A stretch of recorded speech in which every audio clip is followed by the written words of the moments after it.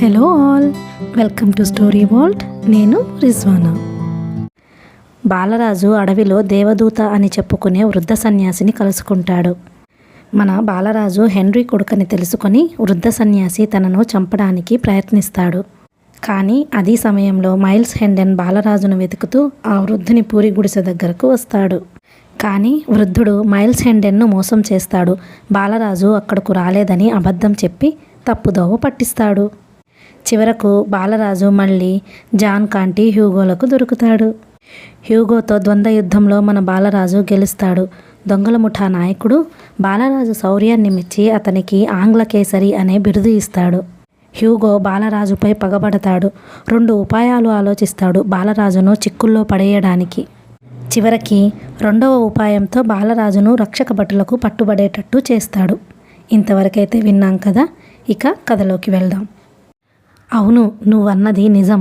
England సార్వభౌముడు ఈ రోజున అదృష్టహీనుడు, సామాన్యులలో సామాన్యుడు. ఇతర ప్రజలందరూ రాజశాసనాలకు ఎలా తలొగ్గాలని తలుస్తారో అలాగే నేను కూడా ప్రజల్లో ఒక్కడినిగా ఉంటున్నాను కనుక శాసనాలను శిరసా వహిస్తాను. న్యాయమూర్తి అడిగిన ప్రశ్నలకు జవాబు చెబుతూ ఆడమనిషి, ఈ కుర్రవాడే నా మూట దొంగిలించాడు అన్నది. కాదని సాక్ష్యమిచ్చేవారెవరూ లేనందున బాలరాజే దొంగ అని స్థిరపడింది. మూట విప్పి చూడగా అందులో వంటకు సిద్ధం చేయబడిన పందిపిల్ల ఉన్నది. అది చూసి జడ్జి గారు ఆందోళన చెందారు. మైల్స్ హెండెన్ ముఖం పాలిపోయింది. బాలరాజు మాత్రం ఆ సంగతేమీ తెలియనందున అమాయకంగా నించున్నాడు. జడ్జి గారు ఆడమనిషిని అడిగాడు, అమ్మి, దీని ఖరీదెంత? 3 షిల్లింగుల 8 పెన్నీలండి. జడ్జికి ఆందోళన ఇంకా ఎక్కువైంది. కోర్టులో చేరిన జనసమూహాన్ని పరిశీలించి చూసి కానిస్టేబుల్ని ఆజ్ఞాపించాడు, అందర్నీ బయటకు పంపించు ఒకసారి. కోర్టులో జడ్జి, కానిస్టేబుల్, ముద్దాయి, ఫిర్యాది, హెండెన్ తప్ప ఎవ్వరూ లేరు. జడ్జి ఫిర్యాది కేసి తిరిగి అన్నారు, అమ్మీ, పాపం ఏదో తెలియక చేశాడు పిల్లవాడు. ఆకలికి తాళలేక దొంగతనానికి దిగాడేమో గాని బుద్ధిపూర్వకంగా చేయలేదనుకుంటా. అతని ముఖం చూడు, ఎంత నిర్మలంగా అమాయకంగా ఉన్నదో. నీకు తెలుసుగా, 13.5 పెన్నీల కంటే ఖరీదైన వస్తువును దొంగిలిస్తే దొంగకు మరణశిక్ష పడుతుంది. పాపం ఈ కుర్రవాణ్ణి ఎందుకు ఉరితీయిస్తావు? బాలరాజు అదిరిపడ్డాడు. కానీ నిగ్రహించుకొని నిబ్బరంగా నించున్నాడు. కానీ ఫిర్యాదే నిబ్బరించుకోలేక గడగడా వణికిపోయింది. అయ్యో నా కడుపు కాలా, అయ్యో నన్ను పాతిపెట్టా, ఇంత పాపిష్టిదాన్ని, బంగారం లాంటి కుర్రాన్ని ఉరితీయిస్తానా? నా ఆస్తి అంతా దొంగిలించిన ముద్దొచ్చే ఈ బంగారు పాపణ్ణి కసాయి వాళ్ళకి వదిలివేస్తానా? బాబు జడ్జి గారు, మీరే చెప్పండి, ఏం చేయమంటారో? జడ్జిగారు గంభీరంగా అన్నారు, ఖరీదేమైనా తగ్గించడానికి వీలుందేమో చూడు. ఇంకా నేను ఫిర్యాదును కాగితం మీదకెక్కించలేదు. బాబ్బాయ్, మీ కడుపు చల్లగా మంచి మాట చెప్పారు. 8 పెన్నీలని చెప్పి రాసుకోండి. మైల్స్ హెండెన్ సంతోషపరవశుడయ్యాడు. మహారాజును తాకరాదని కూడా మరచిపోయి బాలరాజును ఎత్తుకుని కౌగిలించుకుని ముద్దు పెట్టుకున్నాడు. ఆడమనిషి తన పందిపిల్లని తీసుకుని బయటకు వెళ్ళిపోయింది. కానిస్టేబుల్ కొరచూపులు చూస్తూ తలుపు తెరిచి తను కూడా ఆమె వెంట వెళ్ళాడు.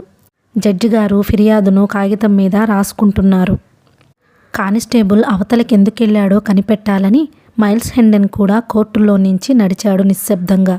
చాటున నించుని కానిస్టేబుల్ ఆడమనిషి చేస్తున్న సంభాషణ విన్నాడు. చాలా బావుందమ్మా పందికూన, మంచి రుచిగా ఉండేటట్టుంది. నేను కొంటాను, ఇవిగో 8 పెన్నీలు. ఇదేంటయ్యోయ్, 8 పెన్నీలు ఇస్తానంటున్నావు? 3 షిల్లింగులు 8 పెన్నీలు పెట్టి పొద్దున్నే కొన్నాను. కాస్తా కూస్తా అనుకున్నావేమో. ఎవరికి కావాలి నీ 8 పెన్నీలు? మరి జడ్జిగారి దగ్గర ప్రమాణం చేసి చెప్పావే 8 పెన్నీలని. పద అయితే కోర్టులోకి. అబద్ధమాడినందుకు నీకు జల్మానా, దొంగిలించిన వాడికి ఉరిశిక్ష. ఆగవయ్యా, చాలే, ఆ చిట్టివాణ్ణి ఉరి తీయిస్తావా? ఆ ఉసురు నాకు చుట్టుకోదు. సరే తీసుకో, కర్కోటకుడిలాగా తగులుకున్నావు. ఆడమనిషి వెళ్ళిపోయింది. హెండెన్ ఏమీ ఎరగనట్టు కోర్టు గదిలోకి వెళ్ళి నించున్నాడు. కానిస్టేబుల్ పందిపిల్లను ఎక్కడో దాచి వచ్చాడు. జడ్జిగారు రిపోర్టు తీర్పు రాసుకుని బాలరాజుకు 1 రోజు ఖైదు అయిన తరువాత బహిరంగంగా 10 కొరడా దెబ్బలు శిక్ష విధించారు. బాలరాజు తీర్పు విని ఆగ్రహవేశుడయ్యాడు. ఈ జడ్జి తల నరికేయండి అనే మాట నాలిక చివరిదాకా వచ్చింది. కానీ హెండెన్ మళ్ళీ వారించాడు. కోర్టు ముగిసింది. కానిస్టేబుల్ బాలరాజుతో జైలుకు బయలుదేరాడు. హెండెన్ అనుసరించాడు. కోర్టు ఆవరణ దాటి రోడ్డు మీదకు వచ్చారు. బాలరాజు ఆగి హెండెన్తో అన్నాడు, బుద్ధిహీనుడా, జైల్లోకి వెడతాననేనా నీ ఉద్దేశం? ష్ మాట్లాడకండి. నాలో మీకు నమ్మకం లేదా? మీరు మామూలు ధోరణిలో మాట్లాడితే కథ రసాభాసం అవుతోంది. జరిగేది జరక్కమానదు. మీకిష్టమైనా కాకపోయినా చివరికి సుఖాంతం అని నేను హామీ ఇస్తున్నానుగా. అప్పటికి సాయంకాలమైంది. గుళ్లకు పక్షులు, ఇళ్లకు మనుషులు చేరుకుంటున్నారు. చలిగాలి విజృంభిస్తుంది. కానిస్టేబుల్ ఖైదీతో సహా 4 రోడ్లు కలిసే ఒక చోటకు వచ్చాడు. జైలు మరికొన్ని గజాల దూరంలో ఉంది. చుట్టుపక్కల జనం అట్టే లేరు. హెండెన్ కానిస్టేబుల్ భుజం మీద చెయ్యి వేసి ఆపి రహస్యంగా అన్నాడు, మిత్రమా, కాస్త ఆగు. ఇక్కడెవరూ చూసేవాళ్లు లేరు. ఈ కుర్రవాణ్ణి పాపం వదిలేయి. నాతోనే ఈ మాటలనడం? వీడెవడనుకున్నారో మిమ్మల్ని ఈ పళంగా అరెస్టు చేయగలను. అరెరే, ఎందుకంతా తొందరపడతావు? నువ్వు అటువైపు చూస్తూ నుంచో, ఈ అబ్బాయి ఇటు తిరిగి పారిపోతాడు. అప్పుడు నీ తప్పేమీ ఉండదు. చాలు, ఈ మాటలు నా దగ్గర చెప్పకండి. ఇది రాజద్రోహం. నువ్వు పందిపిల్లని 8 పెన్నీలకు కొనడం నేను చూడలేదనుకున్నావా? కానిస్టేబుల్ ఆట కట్టింది. నోట మాట రాలేదు. కొంతసేపటికి ధైర్యం తెచ్చుకుని, చూసుకో నిన్నేం చేస్తానో అంటూ హెండెన్ను బెదిరించాడు. కానీ హెండెన్ ప్రశాంతంగా ఇలా అన్నాడు, మిత్రమా, నువ్వంటే నాకెందుకో ఇష్టం కలుగుతోంది. బుద్ధిపూర్వకంగా నీకు అపకారం చెయ్యాలని నాకు దురుద్దేశమేమీ లేదు. నువ్వు ఆడమనిషితో అన్న ప్రతి ఒక్క ముక్క నేను విన్నాను. కావలిస్తే విను అని ఆ సంభాషణ అంతా పూసగుచ్చినట్టు అప్పచెప్పాడు. ఏం సరిగా అప్పచెప్పానా? ఇప్పుడైనా నమ్మకం కలిగిందా? అవసరమైతే ఈ సంభాషణే జడ్జిగారి ముందు అప్పచెప్పనేననుకుంటున్నావా? కానిస్టేబుల్ పని అయిపోయింది. స్తబ్దుడై మూగబోయి నించున్నాడు. కానీ ఇంకా లొంగలేదు. నేను ఊరికే వేళాకోళానికన్నాను ఆమెతో. అదంతా నిజమనుకున్నారేమో. పందిపిల్లను దాచడం కూడా వేళాకోళమేనా? కాక మరేమిటి? అయితే ఇప్పుడే వస్తానాగు. జడ్జిగారు మంచి అనుభవజ్ఞులు. ఆయన్నడిగి వస్తాను ఇది వేళాకోళమో నిజమో అని. 2 అడుగులు నడిచాడు హెండెన్. కానిస్టేబుల్ సందేహించాడు. చిరచిరలాడాడు. అస్పష్టంగా తిట్టాడు. ఉమ్మేశాడు. చివరికిలా అరిచాడు, ఆగండి సార్, ఆగండి. జడ్జిగారి దాకా ఎందుకులేండి. ఆయన దగ్గర వేళాకోళాలు పనికిరావు. చాలా కోపిష్టి మనిషి. ఆయన ఇవి విన్నారంటే నా ఉద్యోగం లాగేస్తారు. చూడు బాబు, ఏదో పిల్లలు గలవాణ్ణి. నా నోట్లో దుమ్మెందుకు పోస్తారు? ఇంతకీ మీకేం కావాలి? ఏం లేదు, చాలా చిన్న విషయం. నువ్వు కాసేపు గుడ్డివాడివి, మూగవాడివి కావాలి. 2 నిమిషాల సేపు పక్షవాతం తెచ్చుకో. ఏటైనా నాకే వస్తుంది ముప్పు. కాస్త న్యాయం ఆలోచించండి సార్. నేను ఆ మనిషితో వేళాకోళానికి అన్న మాటలు పట్టుకుని ఏడిపిస్తే ఎలాగండి? మీరే ఆలోచించండి. నేను చేసింది వేళాకోళమో కాదో. ఒకవేళ తప్పే అనుకుందాం. కానీ అది ఎంత చిన్న తప్పో చూడండి. మీరు చూసి చూడనట్టు ఊరుకోవాలి గాని. అదే నేను అనేది. నువ్వు 1 నిమిషం చూసి చూడనట్టు ఊరుకో. ఆ అబ్బాయి దాటిపోతాడు. నాకు ప్రమాదం తెచ్చిపెట్టకండి సార్. ఏదెక్కువ ప్రమాదమో ఆలోచించుకో. నువ్వు చేసిన నేరానికి పేరుంది తెలుసా? తస్సాదీయ, దానికో పేరు కూడానా? నేను మొదటిసారిగా అలాంటి పని చేశానని గర్వపడుతున్నానే. ఏమిటది బాబూ? ఇంగ్లీషు న్యాయశాస్త్రంలో దాన్ని అన్యధన గ్రసనం అంటారు. అబ్బో, గట్టి పేరే ఉందే. ఎప్పుడూ వినలేదు. దానికి శిక్ష ఏమిటో తెలుసా? తెలియదు సార్, మీరే చెప్పండి. హెండెన్ చిరుదగ్గు దగ్గి గొంతు సవరించుకున్నాడు. రొమ్ము నిండా గాలి పీల్చాడు. జాగ్రత్తగా విను అని గుక్కపట్టాడు. ఘోర భీకర నరక ప్రాంత దురంత నిరంతర దహ్యమాన వహిని జ్వాలిక కీలిక మాలిక. బాబోయ్, ఆపండి. వింటుంటేనే హడలుగా ఉంది. ఇంత గొప్ప శిక్ష నేను అనుభవించలేను బాబు, రక్షించండి. ఇవి చేతులు కావు, కాళ్ళనుకోండి. నా గొంతు కొయ్యకండి అంటూ కానిస్టేబుల్ కాళ్ళ వేళ్ళ పడి ప్రాధేయపడసాగాడు. మరి ఇదేం మజాకా అనుకున్నావా? ఇప్పుడు దారికి వస్తావు గదూ, అటు తిరిగి నుంచో అన్నట్టు ఆ ఆడమనిషి పందిపిల్లనిచ్చేస్తావు గదూ. ఇంకెప్పుడు ఇలాంటి బుద్ధి తక్కువ పని చెయ్యకు. ఇంకెప్పుడు చెయ్యనండి. మీరు చెప్పిన ఆ పొడుగాటి శిక్ష జ్ఞాపకం ఉన్నంత వరకు చెయ్యను. మీరు వెళ్ళిపోండి. తలుపులు బద్దలు కొట్టి మీరే ఖైదీని విడిపించుకుపోయారని చెబుతాను. తలుపులు శతాబ్దాల నాటివిలేండి. అందుచేత జడ్జిగారు తేలిగ్గా నమ్మేస్తారు. చాలా మంచివాడివి నువ్వు. మొదటే చెప్పానుగా నువ్వంటే నాకిష్టం కలుగుతోందని. జడ్జిగారు కూడా ఈ కుర్రవాడి మీద ఎంతో జాలి చూపించారు. అతడు తప్పించుకుపోయినందుకు ఆయన సంతోషిస్తారే గాని మరేం అనుకోరు. హెండెన్ బాలరాజును వెంట పెట్టుకుని గబగబా ఆ ప్రదేశం దాటిపోయాడు. బాలరాజును ఊరి బయట ఫలానా చోట తన కోసం వేచి ఉండవలసిందని, తాను ఈలోగా ఇన్నాళ్ళు బస చేసిన సత్రానికి పోయి బాకీ డబ్బు చెల్లించి శీఘ్రమే వచ్చేస్తానని హెండెన్ చెప్పాడు. మరొక అరగంట కల్లా బాలరాజును హెండెన్ సంకేత స్థలంలో కలుసుకున్నాడు. లండన్ వంతెన మీద దుకాణంలో బాలరాజు కోసం తాను ఇదివరకు కొన్న మంచి దుస్తులు కూడా తనతో తెచ్చాడు. బాలరాజును అట్టే ప్రయాస పెట్టడం మంచిది కాదనుకున్నాడు హెండెన్.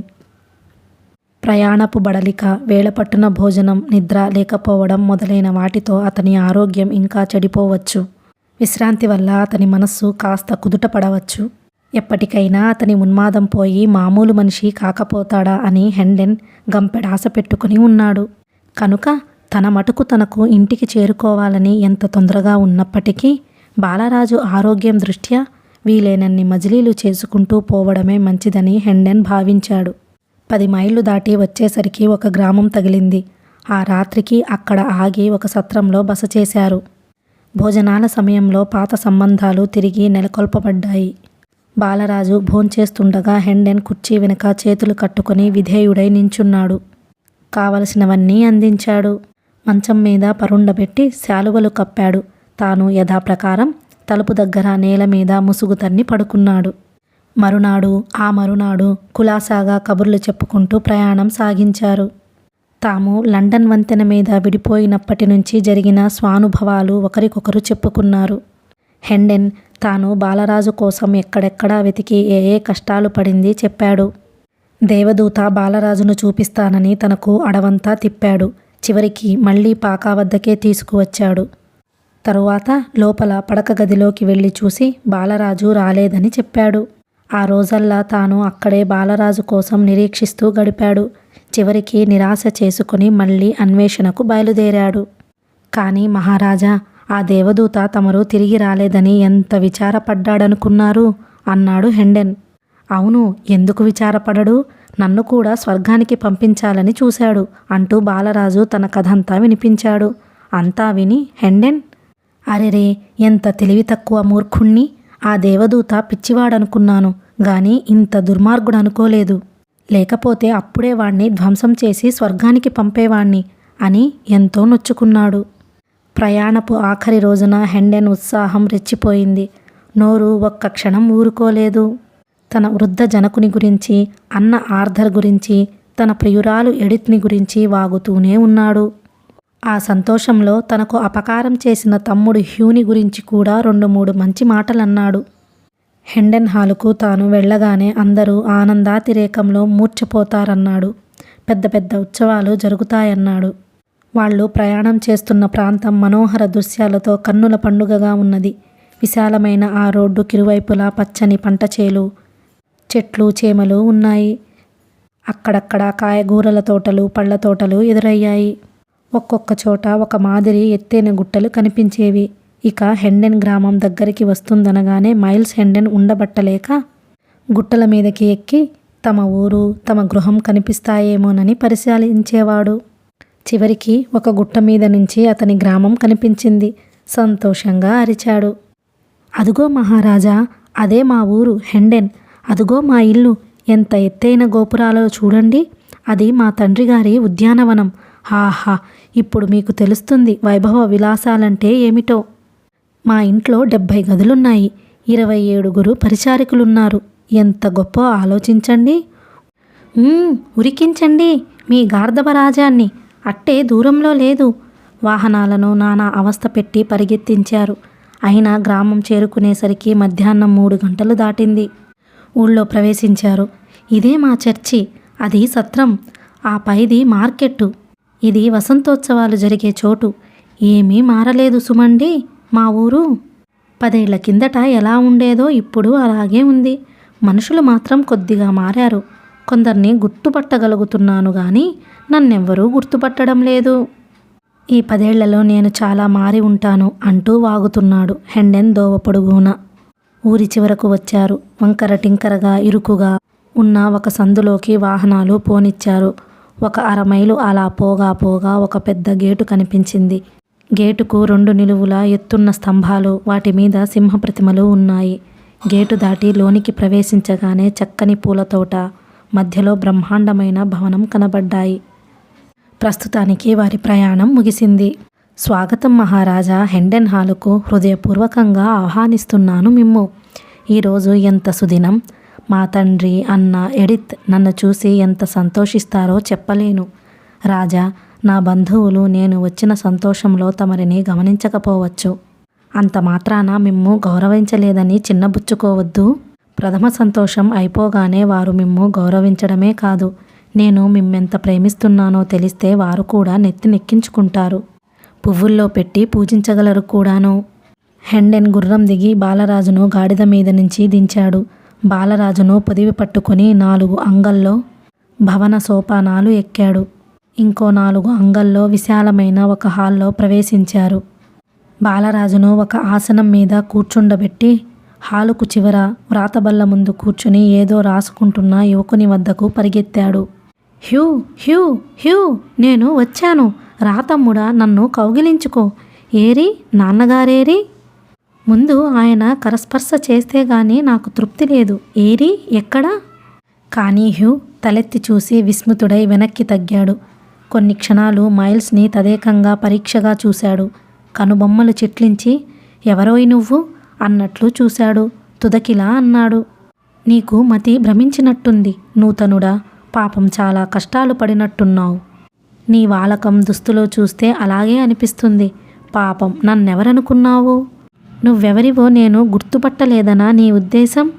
నువ్వు హ్యూ హెండెన్వి కాక ఇంకెవరివి అన్నాడు మైల్స్ కొంచెం తీవ్రంగా. హ్యూ నిశ్చలంగా మళ్ళీ ప్రశ్నించాడు, సరే, నువ్వెవరివనుకుంటున్నావు? ఇందులో అనుకోవలసిన అవసరమేమీ లేదు. నేనెవరినో నాకెంత తెలుసో నీకు అంతే తెలుసు. నేను మైల్స్ హెండెన్ అని నీకు నిస్సందేహంగా తెలుసు. హ్యూ ముఖంలో సంతోషభావం కదిలింది. ఏమిటి, ఇది నిజమేనా? చచ్చిపోయిన వారు తిరిగి రాగలరా? వస్తే చాలా అదృష్టవంతుణ్ణే. పాపం మా చిన్నన్న 7 ఏళ్ల కిందట చనిపోయినవాడు తిరిగి బతికి వచ్చాడంటే ఎవరు సంతోషించరు? ఇదిగో నూతనుడా, వేళాకోళమాడకు. ఏది వెలుగులోనికిరా, సరిగా చూడని నిన్ను. హ్యూ రెక్కపట్టుకొని మైల్స్ను కిటికీ వద్దకు లాక్కు వెళ్ళాడు. నఖాశిఖ పర్యంతం అతన్ని పరీక్షించాడు. ఇంకా పరీక్షించు, బాగా చూడు. నేనే నీ చిన్నన్ననే. అవునా? ఇప్పుడు నమ్మకం కలిగిందా? అనుమానం తీరిందా? నేను మైల్స్నే కదూ? రా తమ్ముడా, కౌగిలించుకో. సంతోషం పట్టలేకుండా ఉన్నాను. కానీ హ్యూ అతన్ని నెట్టివేశాడు. అయ్యో, ఎంత దురదృష్టవంతుణ్ణి. ఇంకెక్కడి చిన్నన్నా, ఆ దేవుడు నన్నైనా తీసుకుపోలేదు అంటూ హ్యూ కళ్ళనీళ్లు తుడుచుకున్నట్టు నటించాడు. హ్యూ, నేను మైల్స్ని కానా? కావు. ఆ ఉత్తరం నిజమేనన్నమాట. ఏ ఉత్తరం? అదే 6 ఏళ్ల కిందట కాబోలు విదేశాల నుంచి వచ్చింది. నా చిన్నన్న యుద్ధంలో మరణించాడని ఎవరో స్నేహితుడు మా నాన్నగారికి రాశాడు. అబద్ధం, మోసం. ఏరి నాన్నగారిని పిలు. ఆయన నన్ను గుర్తిస్తారు. చనిపోయిన వాళ్ళనెలా పిలవడం? చనిపోయారా? నాన్నగారు చనిపోయారా అని మైల్స్ వృద్ధకంఠంతో అన్నాడు. అతని పెదవులు దుఃఖావేశానికి కంపించాయి. అయ్యో, మందభాగ్యుణ్ణి. ఎవరి సందర్శనం కోసం ఇన్నాళ్ళు కలవరించానో ఆయనిక చూసే భాగ్యం లేదు నాకు. సరే, అన్న ఆర్ధర్నైనా పిలువు. అతడు కూడా చనిపోయాడు. ఏమిటిది? నా సంతోషం చల్లారిపోయింది. ఎంత ఉత్సాహంతో వచ్చానో అంతా కుంగదీసి వార్తలు వినిపిస్తున్నాయి. ఎడిత్, ఆమె బ్రతికే ఉన్నది. ధన్యుణ్ణి. నా సంతోషం తిరిగి వచ్చింది. హ్యూ, వెంటనే పరిగెత్తుకుని పో. ఆమెను తీసుకురా. ఆమె నన్ను తప్పక గుర్తుపడుతుంది. కావలిస్తే మన పూర్వ సేవకులను కూడా పిలు. వాళ్ళు కూడా నన్ను గుర్తిస్తారు. అందరూ చనిపోయారు. 5-6 తప్ప పీటర్, హాల్సీ, డేవిడ్, బెర్నార్డ్, మార్గరెట్ మాత్రమే మిగిలారు అని హ్యూ హాల్లో నుంచి లోపలికి పోయాడు. విశ్వాసపాత్రులైన 22 నౌకర్లు చనిపోయి దుష్టులైన ఈ 5 మిగిలారా? ఎంత వింత అనుకుంటూ మైల్స్ హాల్లో అటూ ఇటూ కాలుగాలిన పిల్లిలాగా పచార్లు చేయనారంభించారు. బాలరాజు ఉనికిని పూర్తిగా విస్మరించాడు. కొంతసేపటికి బాలరాజే అన్నాడు, వీరుడా, నీ దురదృష్టానికి చింతించకు. నీ మాదిరిగానే గుర్తుపట్టబడని వాళ్ళు, హక్కులు పోగొట్టుకున్న వాళ్ళు ప్రపంచంలో మరికొందరుండవచ్చు. అలాంటి వాణ్ణి నేను. మనలనిద్దరినీ ఒకే దురదృష్టం వరించింది కనుక నువ్వు చింతించనక్కర్లేదు. హెండెన్ సిగ్గుపడ్డాడు. రాజా, నా చిట్టి రాజా, మీరు నన్ను వేళాకోళం చేయకండి. నేను మోసగాణ్ణి కాను. ఆగండి, మీరే చూస్తారు. ఇంగ్లండ్లో కల్లా మధురాతి మధురాలైన అధరాల ద్వారా మీరు వింటారు నేనెవర్నో. ఆమెను రానివ్వండి. నేను మోసగాణ్ణా? అరే, నాకు ఈ హాలులో ప్రతి మూలా తెలుసునే. నా పూర్వీకులైన ఈ చిత్రపటాలన్నీ నాకు గుర్తే. నేనిక్కడ పుట్టాను, పెరిగాను. నేను దైవ సాక్షిగా చెబుతున్నాను ఈ మాట. అందులో మీతో కూడా అబద్ధమాడతానా? ప్రభు, ఎవరు నమ్మినా నమ్మకపోయినా మీరైనా నన్ను విశ్వసించండి. నిన్ను ముమ్మాటికి విశ్వసిస్తున్నాను సర్ మైల్స్.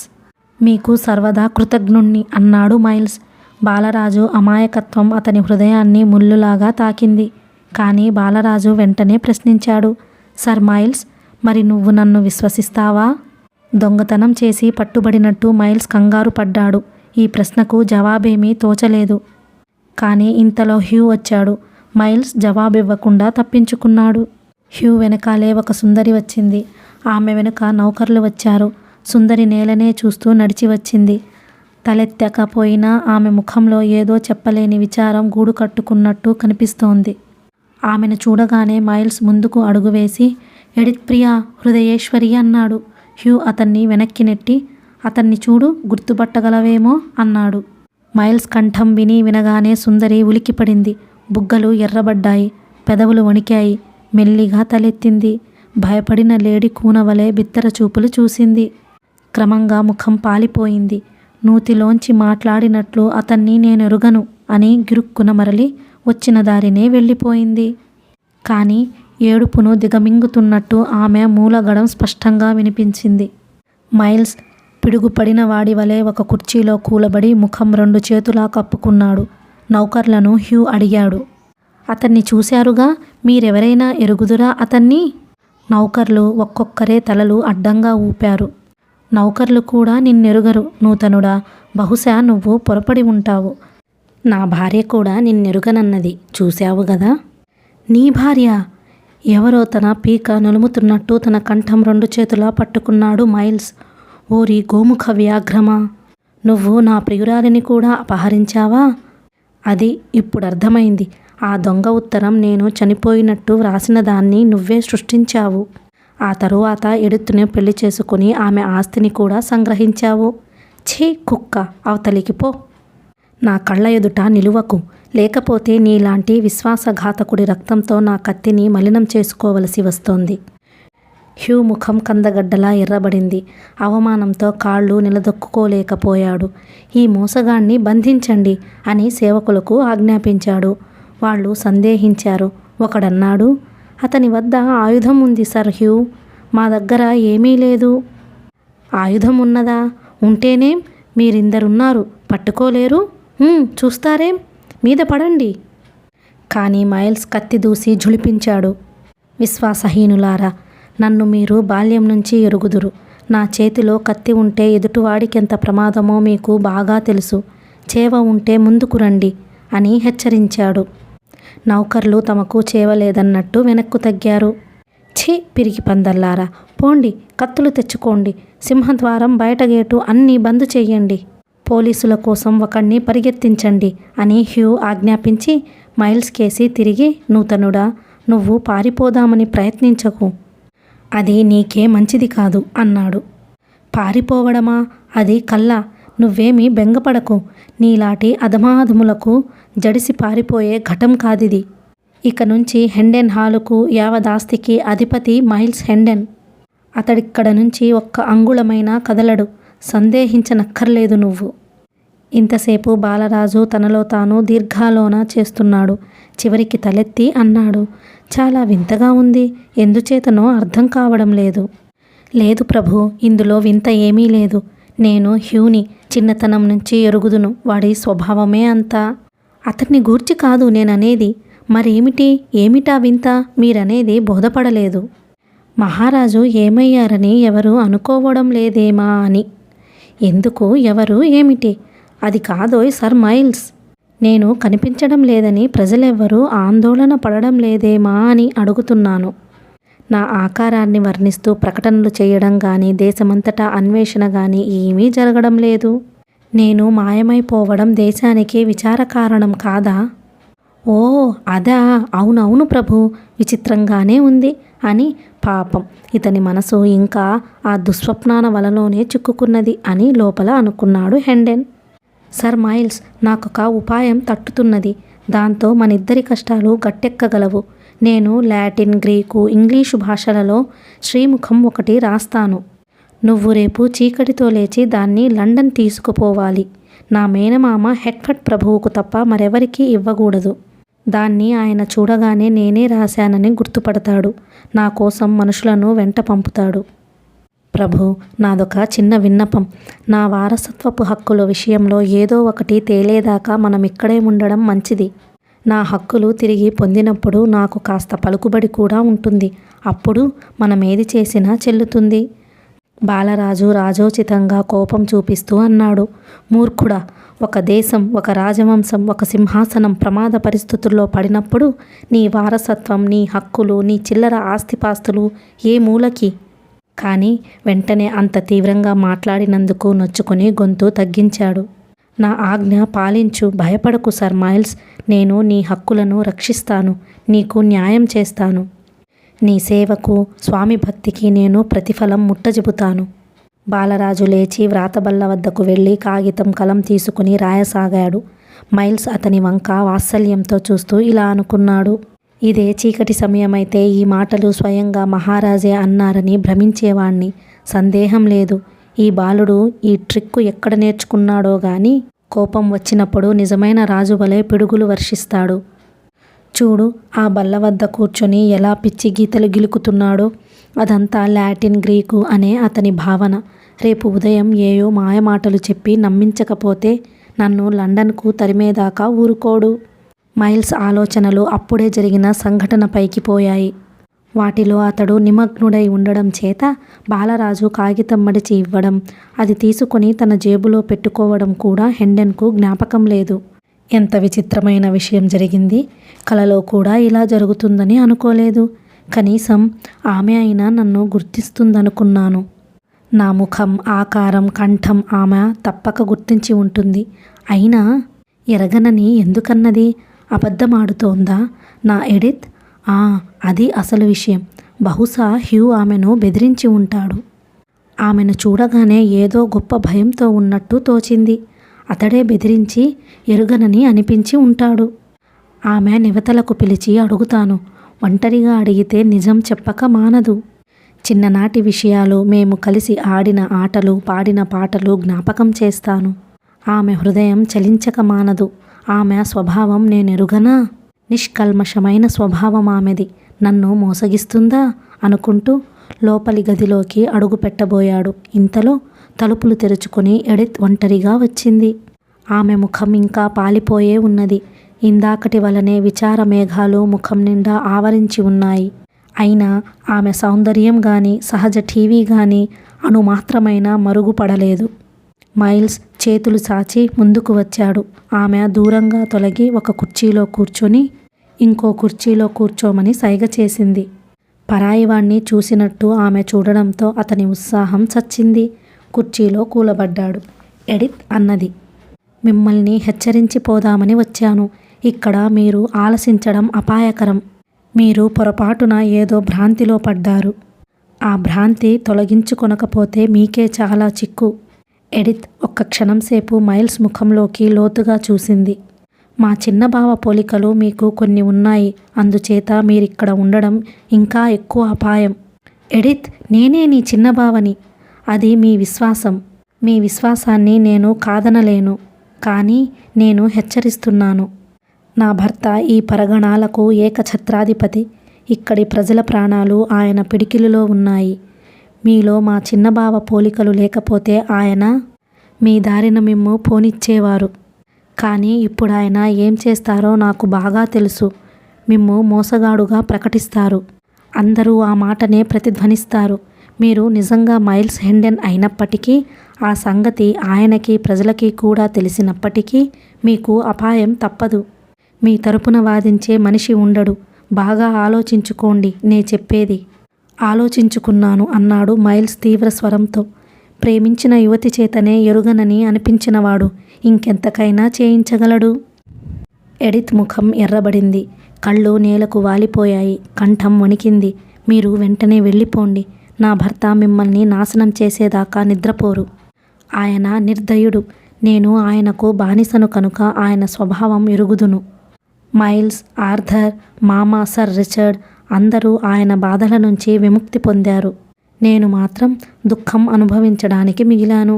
మీరు తక్షణం దూరంగా పారిపోండి. సందేహించవద్దు. వెళ్ళండి. మీ దగ్గర డబ్బులు లేకపోతే ఈ పర్సు తీసుకోండి. మైల్స్ పర్సు వద్దన్నాడు. లేచి ఆమె ఎదుట నించున్నాడు. ఒక్క మాట, ఒక్కసారి నా కేసి చూడు. నేను మైల్స్ హెండెన్ని. అవునా కాదా? నిజం చెప్పు. మిమ్మల్ని నేనెరుగను. ప్రమాణం చేసి చెప్పు. ప్రమాణపూర్తిగా. ఇక ఆలసించకండి. అట్టే వ్యవధి లేదు. మైల్స్ హెండెన్ మారు మాట లేకుండా వెనక్కి తిరిగి తన టోపీ తీసుకున్నాడు.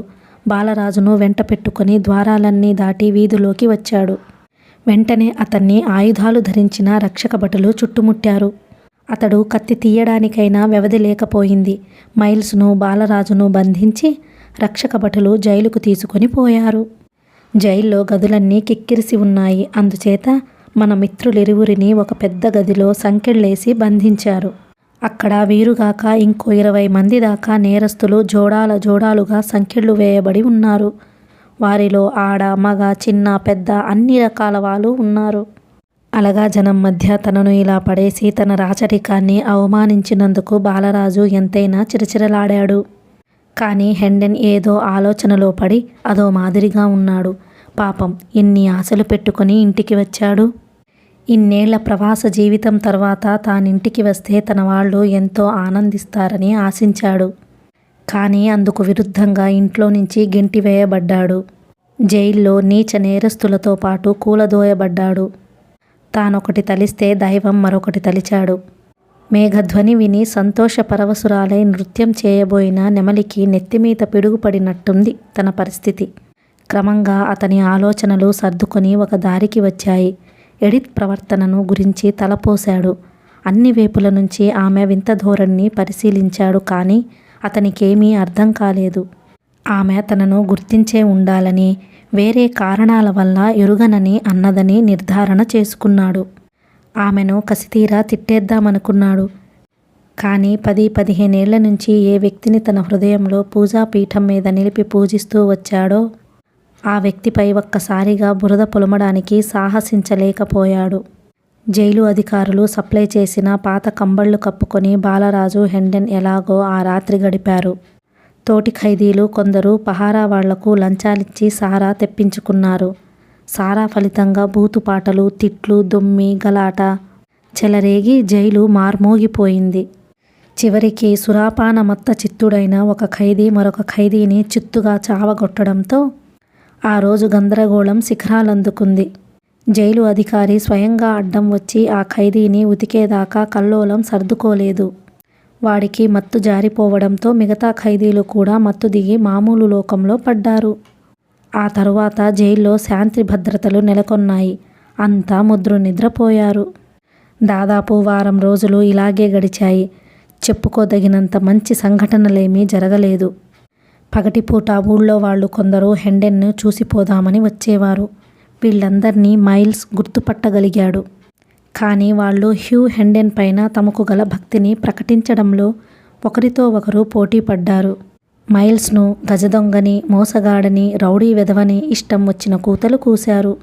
వీరంతా మైల్స్ను చూసిన క్షణంలోనే గుర్తుపట్టి కూడా ఈ నాటకం ఆడారు.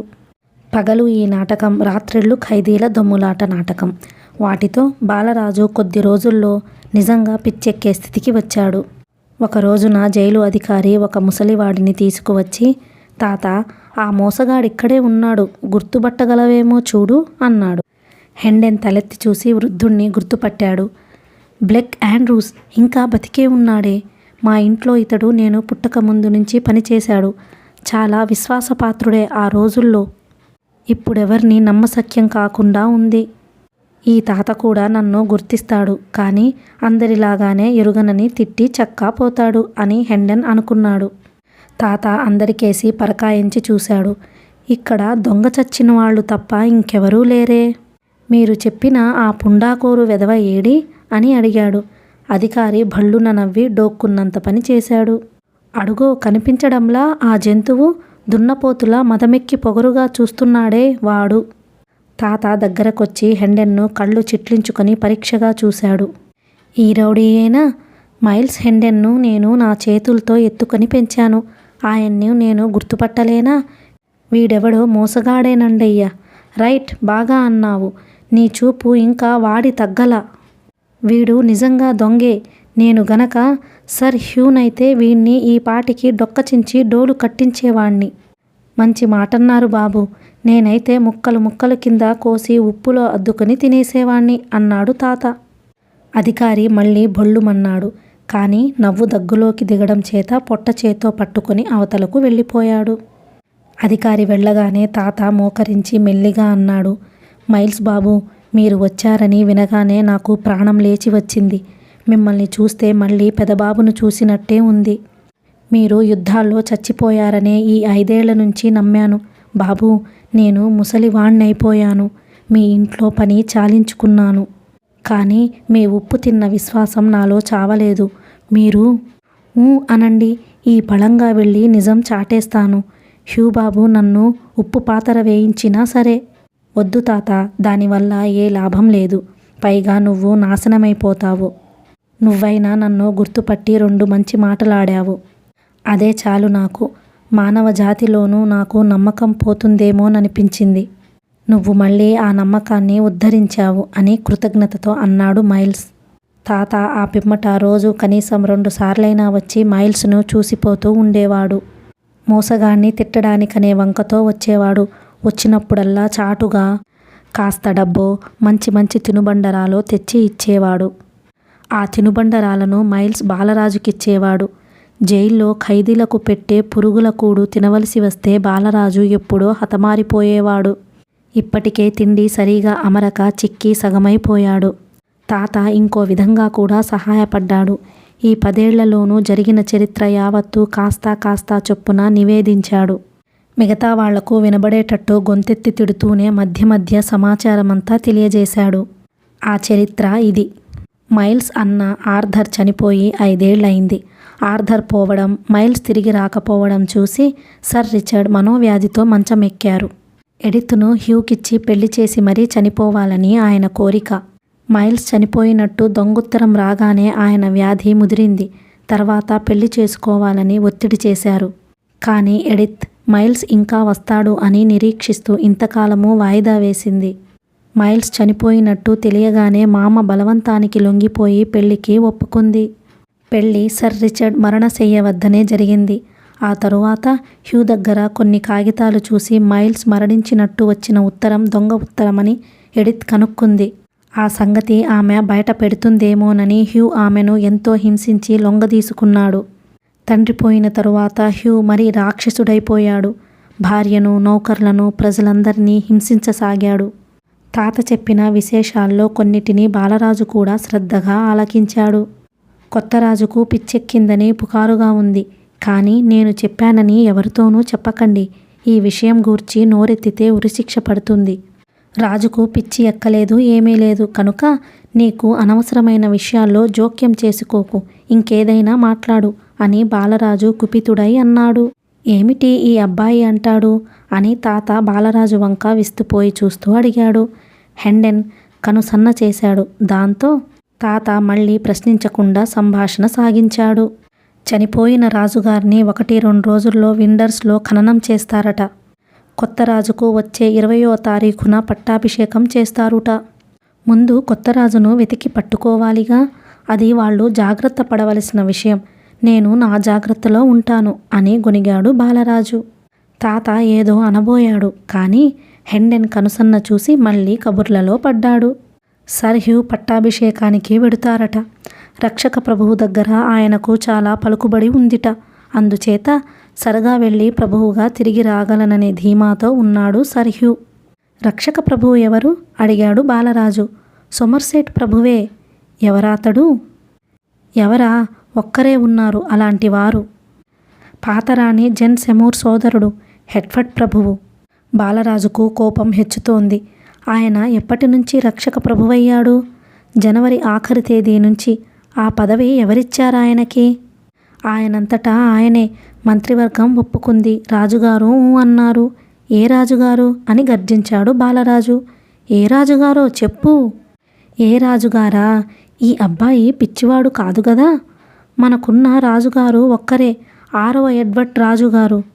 అబ్బో, ఆయన చాలా మంచివాడట. పిచ్చెక్కిన మాట నిజమైనా కాకపోయినా ఆయననందరూ పొగిడేవారే. అందరూ ఆయన్ని ఆశీర్వదించేవారే. ఏ చర్చిలో చూసినా ఆయన కలకాలం ఆయురారోగ్యవంతుడై రాజ్యం సుభిక్షంగా ఎలగాలని ప్రార్థనలే. అసలాయన మంచితనం ఒకటి ఆ రోజునే బయటపడింది. నార్ఫోక్ సామంతుని ప్రాణాలు రక్షించడంతో ప్రారంభించి ఇప్పుడు క్రూరమైన శాసనాలను ఒక్కొక్కటిగా రద్దు చేస్తున్నారు. ఈ వార్త బాలరాజును ఆశ్చర్యచకితుణ్ణి చేసింది. దీర్ఘాలోచనలో మునిగి తాతవాగుడు వినడం మానేశాడు. కొత్తరాజు అంటారు. అతడెవరు? తనిక్కడే ఉన్నాడు గదా. కొంపతీసి ఆ రోజున రాచనగరులో తాను తన దుస్తులు తొడిగి వదిలి వెళ్ళిన బిచ్చగాళ్ల కుర్రవాడు కాడు గదా. అబ్బే, అదెలా? ఆ టామ్గాడు వేల్స్ యువరాజునని చెప్పుకుంటే ఎవరు నమ్ముతారు? వాడి మాట, వాడి వాలకం, ప్రవర్తన అన్నీ పేదగానే ఉంటాయి. వాణ్ణి ఎప్పుడో గెంటివేసి ఉంటారు కోటలోంచి. లేకపోతే దర్బారులో ఏదో కుట్ర జరిగి ప్రభువంశపు బాలుణ్ణి ఎవరినైనా సింహాసనమెక్కించారేమో. ఊహు, తన మేనమామ హెడ్ఫర్డ్ ఉండగా అలాంటిది జరగదు. ఈ సమస్య ఎంతకీ తెగేటట్టు లేదు. చివరికి తలనొప్పి పుట్టి కునికిపాట్లు పడసాగాడు. ఎప్పుడు లండన్ పోదామా అని బాలరాజుకు క్షణక్షణం ఆతృత ఎక్కువైపోతోంది. కారాగారం దుర్భరంగా ఉంది. హెండెన్ అతన్ని ఉపశమింపచేయడానికి ఎంత ప్రయత్నించినా లాభం లేకపోయింది. కానీ వీరిద్దరి పక్కన బంధింపబడిన 2 ఆడఖైదీలు బాలరాజు హృదయానికి ఊరట కలిగించారు. వారి చల్లని మాటలతో అతనికి ఆవేదన శాంతించింది. అతనికి వారంటే కృతజ్ఞతాభావం, వారి పక్కన ఉండడంలో ఒక తేలికదనం కలిగింది. మీరే నేరం చేశారని అడిగాడు. వారు తాము బాప్టిస్టులం అన్నారు. క్రైస్తవులలో శిశువు పుట్టగానే పుణ్యస్నానం చేయిస్తారు. ఈ స్నానం చేయని వాళ్ళు నరకానికి పోతారని వారి నమ్మకం. శిశువు పుట్టగానే ఈ స్నానం చేయించడంలో అర్థం లేదని, ఆ శిశువు పెద్ద అయి తనంతట తాను క్రైస్తవ మతంలో విశ్వాసం ప్రకటించేదాకా పుణ్యస్నానం చేయించరాదని బాప్టిస్టులనబడే శాఖవారు అంటారు. ఇది ఆ రోజుల్లో చర్చ్ ఆచారాలకు విరుద్ధం కనుక నేరం. ఇదేనా మీ నేరం? బహుశా మిమ్మల్ని త్వరలో విడుదల చేస్తారనుకుంటాను. మీరు లేకపోతే నాకేమీ తోచదు అన్నాడు బాలరాజు అమాయకంగా. స్త్రీ ఖైదీలు మాట్లాడలేదు. వారి ముఖాలు చూస్తే బాలరాజుకు బాధ ఎక్కువైంది. మీరు మాట్లాడరేం? నాకు మనసిచ్చి చెప్పండి. మీకు వేరే శిక్ష ఏదన్నా వేస్తారా? వెయ్యరు కదూ. స్త్రీలు విషయం తప్పించాలని చూశారు. కానీ బాలరాజు ఊరుకోలేదు. మిమ్మల్ని కొడతారా? ఊహు, అంత క్రూరంగా కొడతారనుకోను. కొట్టరు గదూ, చెప్పండి. పాపం ఆ స్త్రీలు దుఃఖం ఆపుకోలేకపోయారు. ఒక ఆమె గద్గద కంఠంతో, నాయనా, నీలాగా మమ్మల్ని ఇంతవరకు ఎవరూ ఆదరించలేదు. అందుచేతనే మా కష్టాలు చెప్పి నిన్నింకా బాధ పెట్టకూడదనుకున్నాము. ఆ దేవుడే రక్షించాలి ఇంకా. అంతేనన్నమాట. మిమ్మల్ని పాపం కొరడా దెబ్బలు కొడతారన్నమాట ఆ పాషాణ హృదయాలు. వద్దు వద్దు, ఏడవకండి. నా గుండె బద్దలవుతోంది. ధైర్యంగా ఉండండి. నాకు మంచి రోజులు రాగానే మిమ్మల్ని తప్పకుండా పోషిస్తాను. మీ కష్టాలు తీరుస్తాను. బాలరాజు తెల్లారి లేచాక చూస్తే ఆ స్త్రీలు లేరు. చాలా సంతోషపడ్డాడు.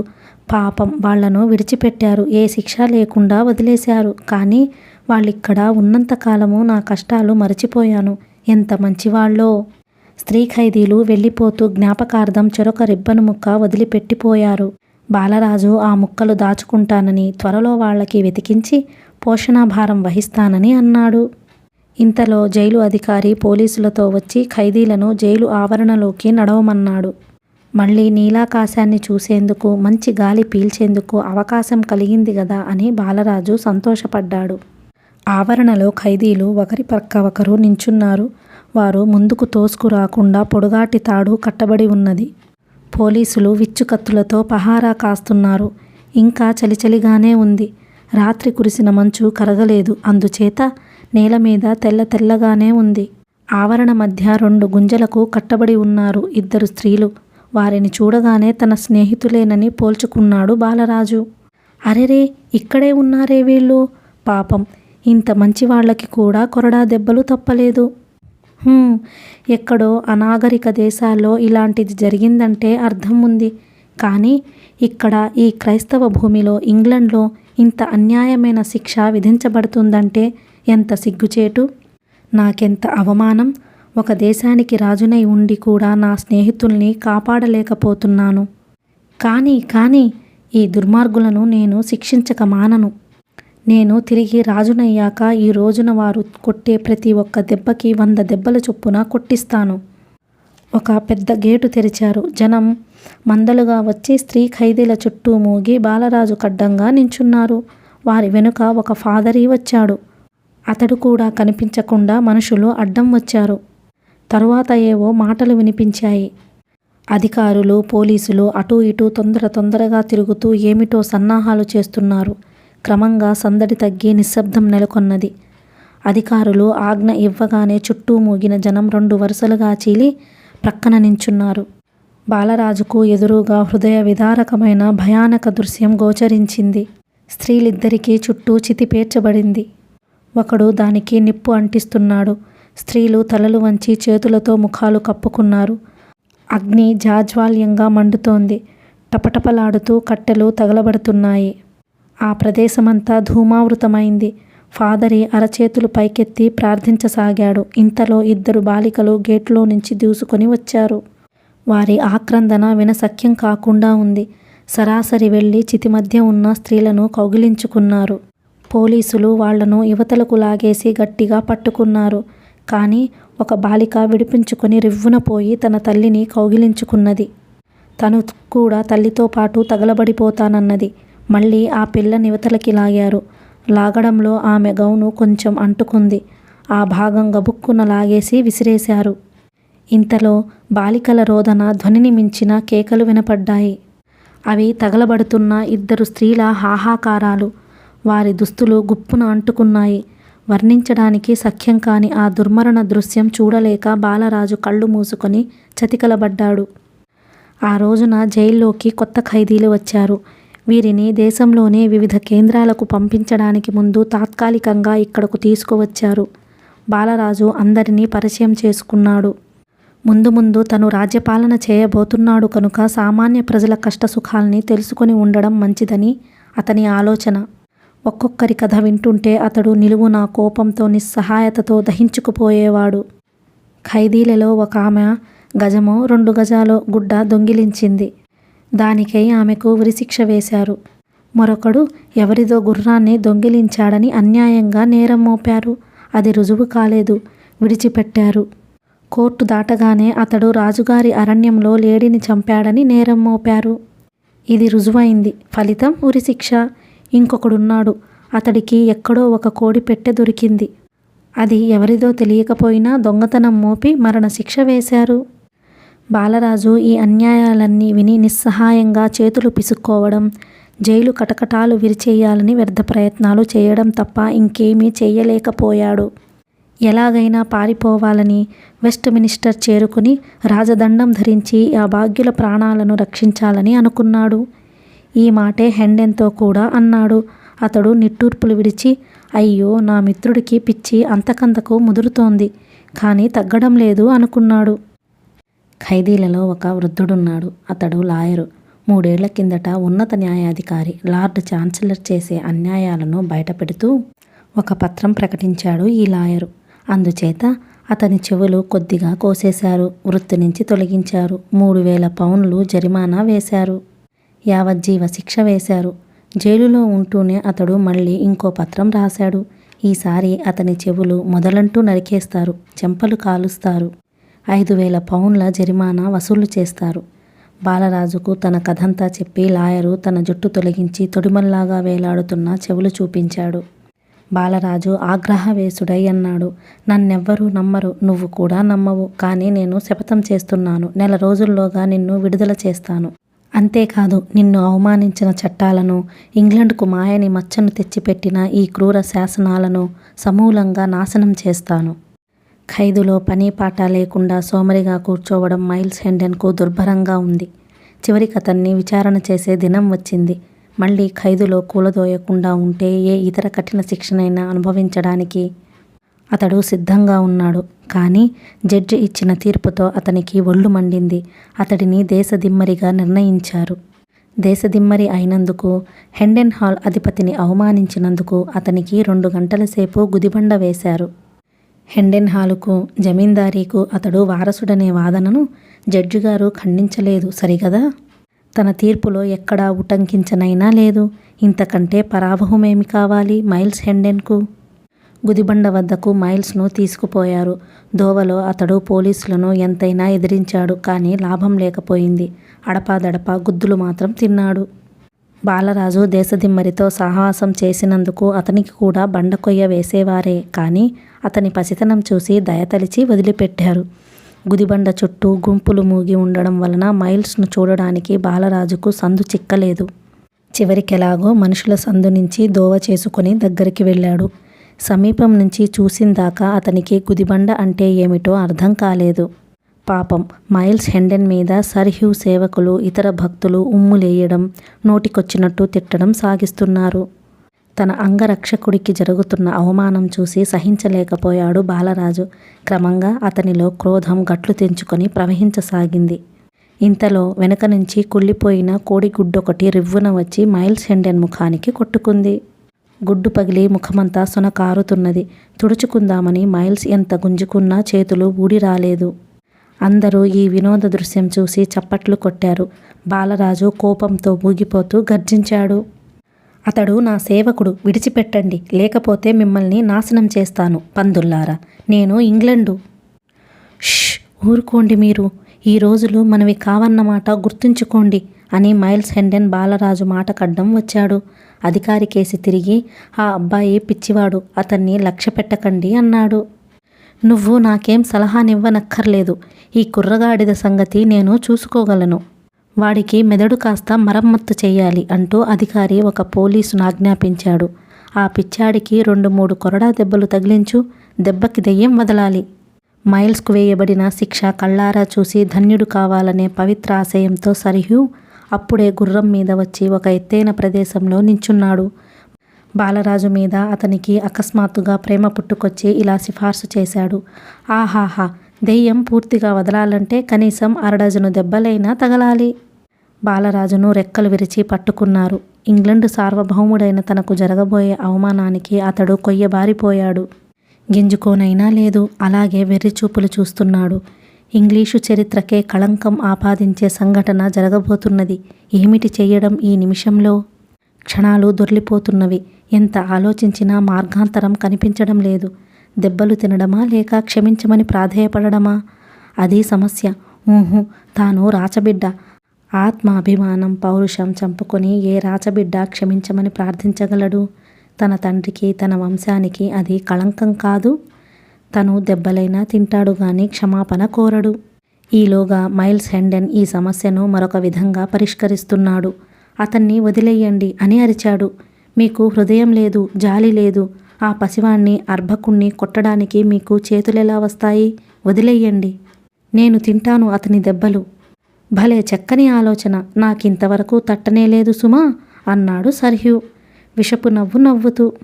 ఆ పిల్లాన్ని వదిలేయండి. వాడి బదులు ఈ విధవని కొట్టండి. వీడికి 1 డజను చాలవు, 1 డజను అంటించండి. మామూలుగా కాదు సుమా, ఒక్కొక్క దెబ్బకి ఒక్కొక్క కొరడా విరిగిపోవాలి. టపాకాయల్లా పేలాలి దెబ్బలు. బాలరాజును వదిలిపెట్టారు పోలీసులు. అతడు గొంతెత్తి ఏదో అనబోయాడు. కానీ సర్ హ్యూ అడ్డం వచ్చి, ఏమిట్రా అనబోతున్నావు?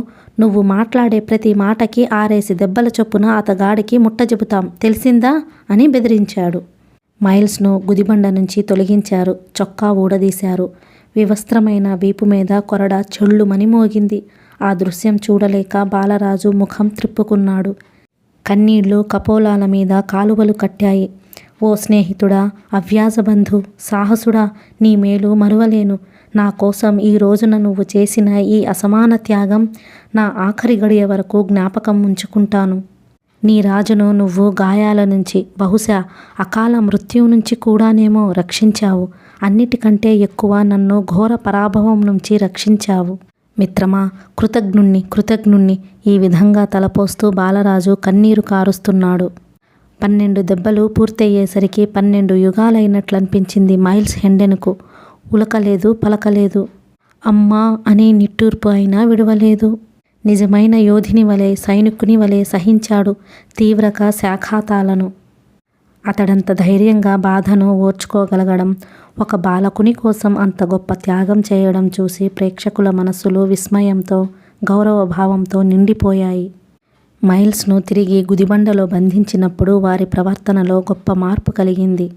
అది వరకు దాకా అతనిపై ఉమ్మేసి, హేళన చేసి, తిట్టి, అవమానించిన వ్యక్తులందరూ ఒక్కసారిగా మౌనం వహించారు. మైల్స్ను ఒక మహాపురుషుడుగా, త్యాగిగా మనస్సులోనే గౌరవించారు.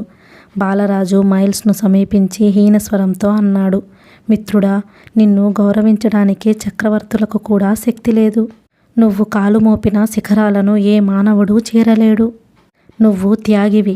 నిన్నెలా బహుమానించను? నేను కేవలం ఒక రాజును మాత్రమే. నాకు చేతనైన బహుమానం ఒక్కటే ఉన్నది అంటూ పక్కన పడి ఉన్న కొరడాకర్ర తీసి నెత్తురు ధారలుగా కారుతున్న మైల్స్ భుజాల మీద ఆంచి, ఇంగ్లండ్ రాజు ఎడ్వర్డ్ నిన్ను ప్రభువును చేస్తున్నాడు అన్నాడు. మైల్స్ హెండెన్ హృదయం కరిగి కన్నీరై ప్రవహించింది. కానీ బాలరాజు అన్న మాటలకు, తాను విన్న పరిస్థితికి ఎంత వ్యత్యాసం ఉన్నది. హేయాతి హేయమైన శిక్షకు, పరాభవానికి పాల్పడ్డాడు. అటువంటి తాను ఇక నుంచి ప్రభువా, ఎంత విడ్డూరమైన పరిస్థితిలో పడ్డాడు. సర్ హ్యూ చూడవలసింది చూశాడు గనుక గుర్రాన్ని మళ్లించి టకటక ఆర్భాటం చేస్తూ వెళ్ళిపోయాడు. జనులు నిశ్శబ్దంగా తొలగి అతనికి దారి ఇచ్చారు. అతడు వెళ్ళగానే మళ్ళీ నిశ్శబ్దంగా గుమిగూడారు. ఖైదీకి అనుకూలంగా కానీ ప్రతికూలంగా కానీ ఎవ్వరూ నోరెత్త సాహసించలేదు. ఆలస్యంగా అప్పుడే వచ్చిన ఒకడు అలవాటు ప్రకారం మోసగాణ్ణి తిట్టడం లంకించుకున్నాడు. ఖైదీ మీద విసిరేందుకై ఒక చచ్చిన పిల్లిని కూడా వెంట తెచ్చుకున్నాడు. కానీ అతడు నోరెత్తగానే 10 మంది మీద కురికి నోరు నొక్కి 4 తన్ని నిశ్శబ్దంగా బయటకి పంపించారు. మళ్ళీ ఖైదీ చుట్టూ నిశ్శబ్దంగా అదే పూజ్యాభావంతో గుమిగూడారు. శిక్షాకాలం అయిపోయిన తర్వాత మైల్స్ హెండెన్ను గుదిబండ నుంచి తొలగించారు. మళ్ళీ ఈ ప్రాంతంలో కనిపిస్తే తల తీస్తామని హెచ్చరించి పొమ్మన్నారు. అతని కత్తిని, గాడిదని, గుర్రాన్ని అతనికిచ్చేశారు. హెండెన్, బాలరాజు వాహనారూఢులై బయలుదేరారు. ఇద్దరూ ఆలోచనలో పడి మునిగి తేలుతున్నారు. హెండెన్ను ఒక్కొమ్మడిగా అనేక ప్రశ్నలు ముట్టడించాయి. ఏం చేయాలి ఇప్పుడు? మళ్ళీ హక్కుల కోసం ప్రయత్నించడమా, లేక మాట్లాడకుండా ఊరుకోవడమా? బాగా అధికారం, పలుకుబడి గల వ్యక్తినెవరినైనా పట్టుకోవాలి. ఎవరున్నారు అలాంటి వ్యక్తి? ఆలోచించగా అతనికొక ఉపాయం తోచింది.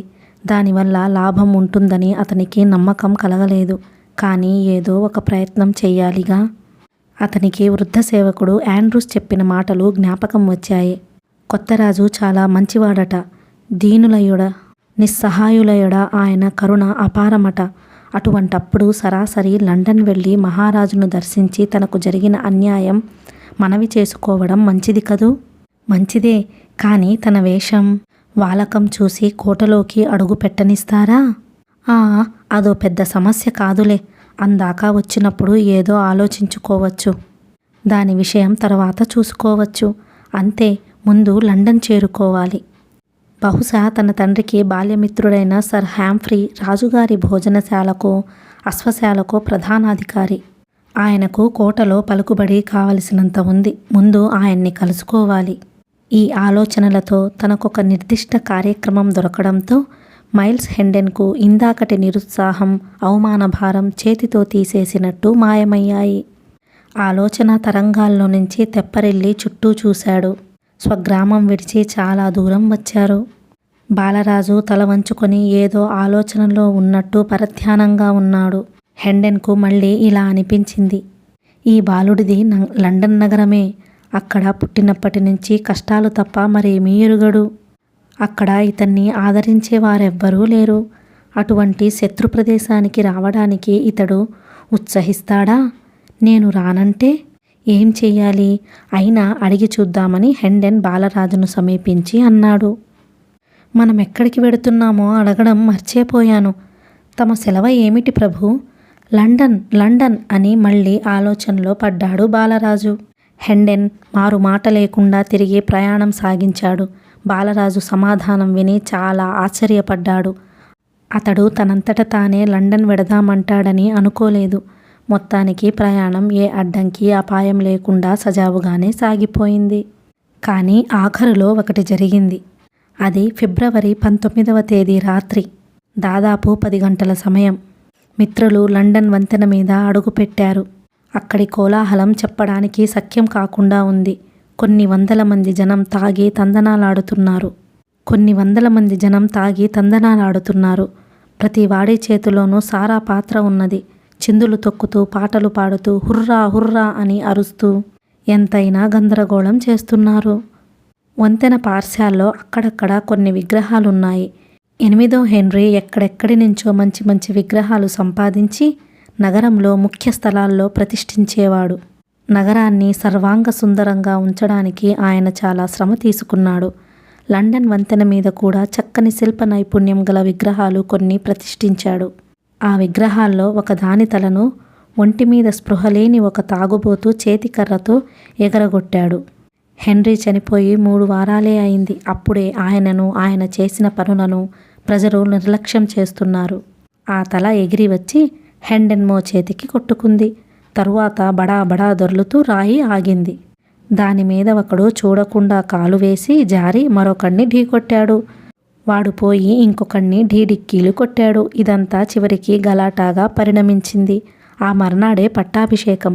ప్రతివాడు సారాతోనూ రాజభక్తితోనూ మత్తెక్కి ఉన్నాడు కనుక గలాట నిమిషాల మీద లండన్ వంతెన అంతటా వ్యాపించింది. ఆ ప్రదేశం యుద్ధరంగంగా తయారైంది. ఆ యుద్ధరంగంలో హెండెన్ను ఒక మూలకు, బాలరాజును ఇంకొక మూలకు నెట్టివేశారు. ఒకరి సంగతి మరొకరికి తెలియకుండా విడిపోయారు. ప్రస్తుతానికి వాళ్లను ఆ స్థితిలో వదిలేద్దాము.